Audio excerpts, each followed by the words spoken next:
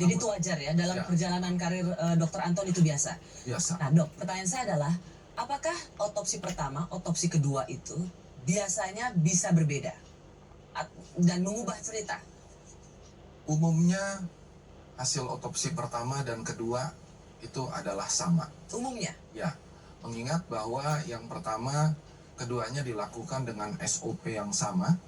Kemudian yang kedua adalah biasanya justru hasil yang bisa ditemukan dari hasil ekshumasi ini sedikit lebih kurang ya dibandingkan dengan otopsi pertama. Lebih karena kurangnya proses maksudnya gimana? lebih sedikit yang bisa diperoleh. Oke, justru otopsi kedua ini lebih sedikit yang bisa digali. Ya, karena sudah terjadi proses pembusukan dan lain sebagainya yang tentunya ini menjadi suatu proses ataupun penghambatan dari hal-hal baru yang ingin kita temukan di sana. Dokter Anton, tapi saya juga banyak mendengar dari banyak ahli, itu kalau tidak pakai formalin maka lebih mempercepat pembusukan. Tapi dengan sudah diformalin maka itu menghambat pembusukan dan ini bisa lebih menolong forensik. Gimana? Mana yang lebih akurat? Ya, tentunya formalin dalam hal ini ataupun embalming ini sangat membantu dalam artian bahwa proses pembusukan itu menjadi diperlambat. Tapi itu tetap berjalan. Itu tetap berjalan maksudnya? Proses pembusukan. Oke, dan itu menurut dokter menghambat, tidak memberikan hasil lebih. Betul. Tapi dokter pernah nggak otopsi kedua itu memang mengubah atau cukup berbeda dari otopsi pertama? Sampai sejauh ini tidak. Tidak, jarang itu. Oke, dok.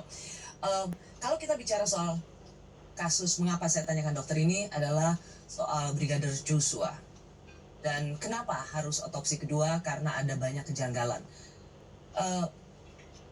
Betul bahwa melalui Komnas HAM ada 20 kamera yang sudah dilihat oleh Komnas HAM, tim independen, bahwa ini menjawab kecurigaan, kecemasan banyak orang bahwa sudah terjadi penyiksaan antara Magelang sampai Jakarta.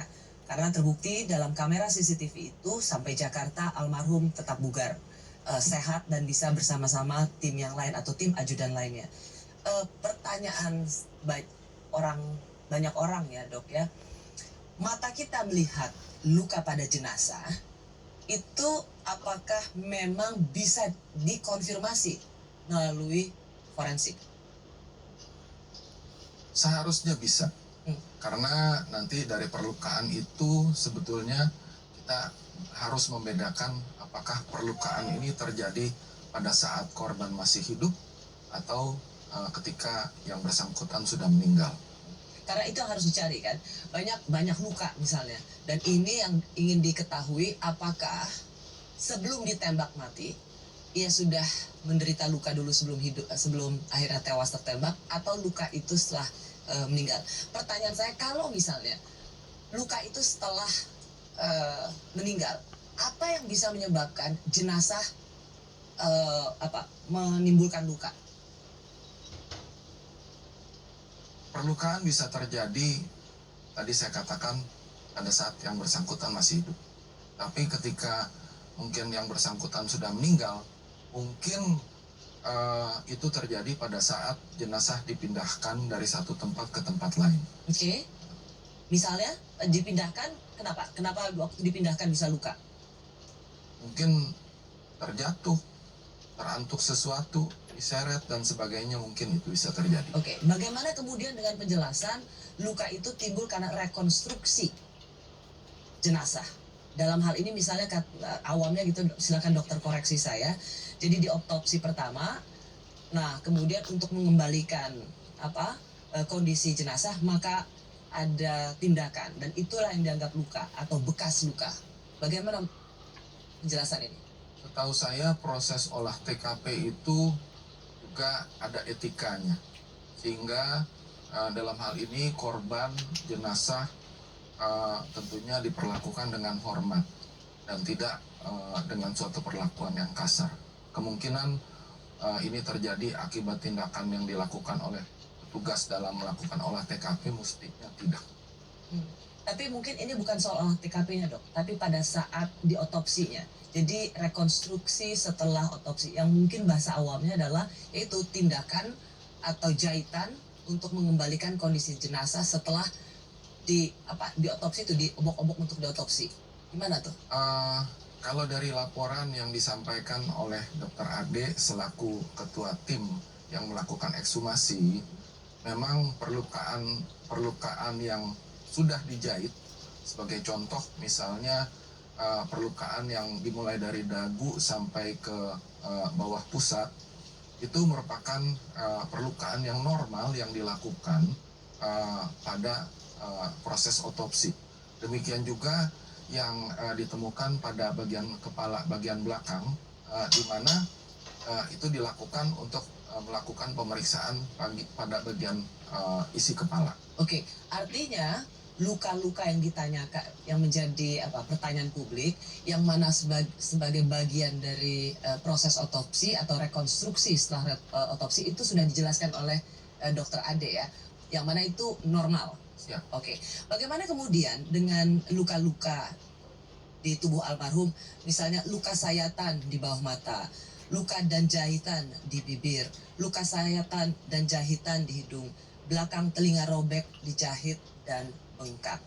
Bagaimana dokter forensik bisa melihat ini, mengidentifikasi ini sebagai luka sebelum ia tewas tertembak atau setelah ia meninggal karena ditembak? Ya. Jadi Dokter Ade dan kawan-kawan sudah melakukan pengambilan sampel pada bekas-bekas luka itu, di mana nantinya akan dilakukan pemeriksaan secara mikroskopis di bagian patologi anatomi yang bisa membedakan mana luka yang terjadi pada saat seseorang masih hidup atau sesudah dia meninggal. Ya.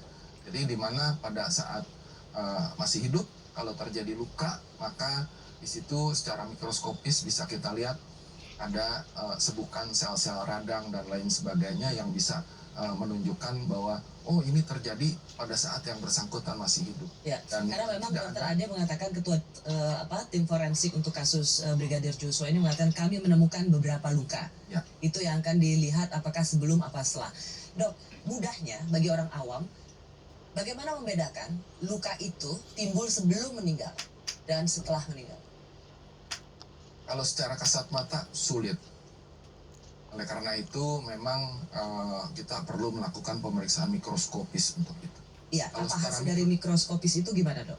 Ya, jadi kalau secara mikroskopis, kalau kita mengalami perlukaan, terpotong, tertusuk, dan lain sebagainya, maka tubuh kita akan mengeluarkan semacam mekanisme pertahanan tubuh berupa sebukan sel-sel radang yang akan masuk kepada tepi-tepi luka itu. Nah, ini bisa terlihat pada pemeriksaan mikroskopis. Jadi, kalau kita lakukan pemeriksaan di bawah mikroskop, itu kita bisa lihat mana sih jaringan yang normal. Ya. Kemudian, ada jaringan-jaringan di mana terjadi sebukan atau masuknya sel-sel radang, seperti leukosit dan sebagainya, ke area tepi luka. Nah, ini menunjukkan bahwa perlukaan terjadi pada saat yang bersangkutan masih hidup. Oke, jadi itu bisa dibedakan ya dok ya. Baik, setelah soal luka, bagaimana kemudian forensik bisa membedakan penyebab kematian? Apakah ditembak atau tembak-tembakan? Kami kembali saat lagi.